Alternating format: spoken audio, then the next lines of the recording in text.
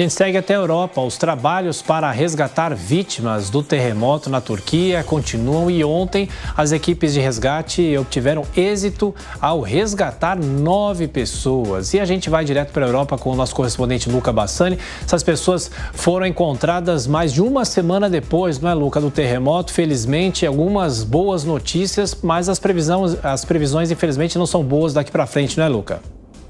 São os verdadeiros casos milagrosos, Thiago. Bom dia a você, Adriana, a todos que nos acompanham. A gente que já ultrapassou a marca de 200 horas desde o primeiro terremoto na última segunda-feira, dia 6. Sabemos que a chance de encontrar pessoas com vida era bastante reduzida. Mesmo assim, os resgatistas, os socorristas tiveram êxito em 9 dos resgates ontem de pessoas que foram retiradas com vida dos escombros, apesar das baixas condições, né, de vida. A gente vê falta de água, falta de alimentação, o frio intenso por toda a Europa e também todo esse drama vivido agora pelos desabrigados. Inclusive, uma das preocupações do próprio governo turco é um enorme número de órfãos. Segundo o que foi divulgado pelo vice-presidente, cerca de 574 crianças foram retiradas dos escombros com vida, mas não tiveram os seus pais que conseguiram sobreviver. E desse número, apenas 74 foram já mandadas para algum parente, para algum familiar. Portanto, aí um número quase de 500 crianças que ficaram órfãos estão totalmente desamparadas e têm a dificuldade do Estado de encontrar agora uma casa para elas. Ao mesmo tempo, as Nações Unidas falam que o impacto da moradia nessa região entre Turquia e Síria alcançará a casa dos milhões. No caso da Turquia, a gente vê que muitas dessas pessoas estão vivendo nesses campos para refugiados, dezenas e centenas, até podemos falar, dessas barracas improvisadas, o que não dão conta do frio intenso que faz nessas regiões, mas de qualquer forma já é melhor do que nada, por já ter água, já ter também as doações chegando. No caso da Síria, isso é muito mais dramático, no qual a gente vê que cerca de 5 milhões de pessoas estão desamparadas e eles acreditam que 15 milhões de pessoas em um país de 22 milhões de pessoas, portanto aí 3/4 de todo o país ficará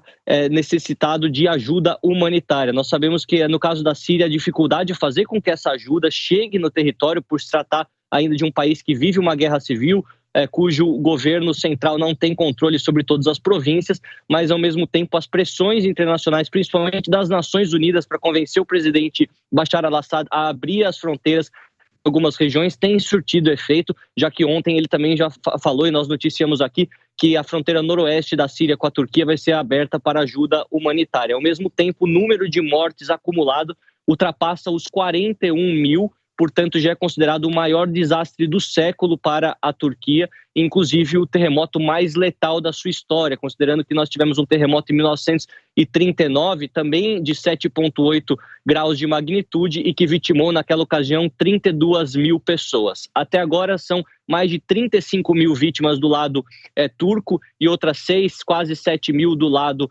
sírio, e esse número tende a aumentar já que as buscas continuam e infelizmente os resgatistas encontram mais pessoas mortas do que pessoas com vida agora que já passamos o limiar de 200 horas do ocorrido. Ô, Luca, o que se fala na reconstrução desses locais? É um trabalho que vai durar anos, né? Olha, Thiago, o que eu estava conversando com os locais quando estava na Turquia é que inicialmente o plano do governo é colocar a maior parte dessas pessoas em outras cidades pagando o aluguel por um ano e também a fazer uma mega operação de reconstrução para que em 12 meses eles consigam reconstruir pelo menos metade do que foi destruído. Algo que é bastante, que é pouco provável considerando a situação econômica da Turquia, que é terrível, com uma inflação aí de quase 100%, o país empobrecido e com grande dificuldade de se manter sozinho, dependendo muito também das suas importações e da ajuda humanitária nesse momento. Então acreditam que esse esforço de reconstrução demorará de 5 a 10 anos para conseguir, de certa forma, voltar ao patamar que era antes do terremoto. E todas as questões econômicas e também as tensões geopolíticas daquela região, elas só complicam todos os esforços de reconstrução, até porque no caso da Síria, que é um país que já estava precisando de reconstrução por conta de edifícios destruídos pela guerra, não conseguiu receber essa ajuda nesses últimos 5, 10 anos e, portanto, é muito pouco provável que isso venha a acontecer agora, neste momento. Ô, Luca, os nossos comentaristas querem te fazer perguntas. Fábio Piperno, primeiro você. Piperno.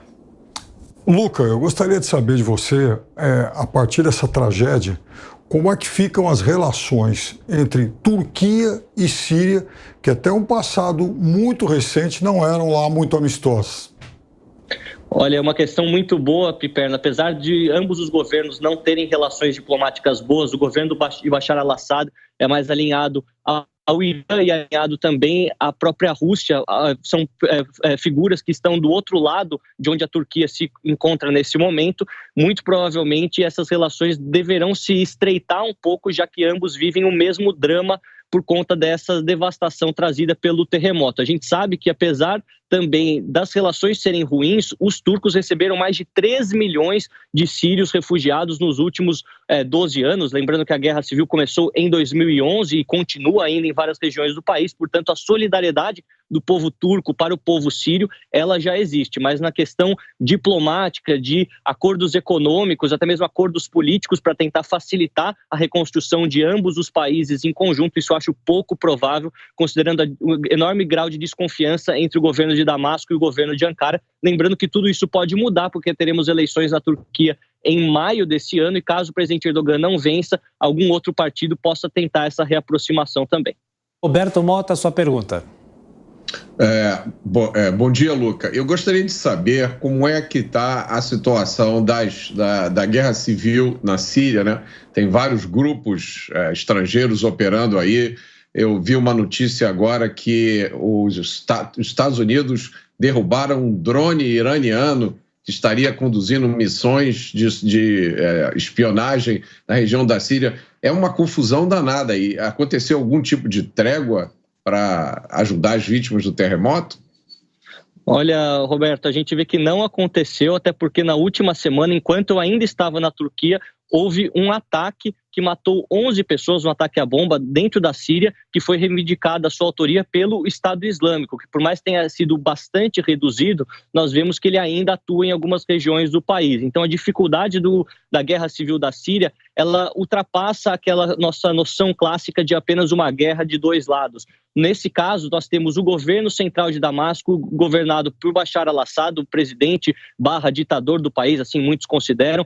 Temos os rebeldes nas partes noroeste e norte do país, que atuam querendo reestabelecer o controle até sobre as partes mais ao sul, acabando com o governo de Assad, ao mesmo tempo que há vários grupos terroristas ou grupos fundamentalistas que atuam também nas fronteiras, tanto com o Iraque e com a Turquia. Então a gente vê que há uma série de personagens atuando, as alianças são muito estranhas, a quem o Ocidente apoia, quem a Rússia apoia, quem o Irã apoia, quem a Arábia Saudita apoia, as potências regionais e as potências globais. Então, provavelmente, a gente vê que isso não ajuda em nada o momento de devastação e não há nenhum tipo de trégua. Muitos desses grupos continuam atuando de forma violenta, e até exemplo desse ataque na semana passada que matou 11 pessoas no meio das operações de resgate. Isso mostra que eles não estão dispostos a dialogar.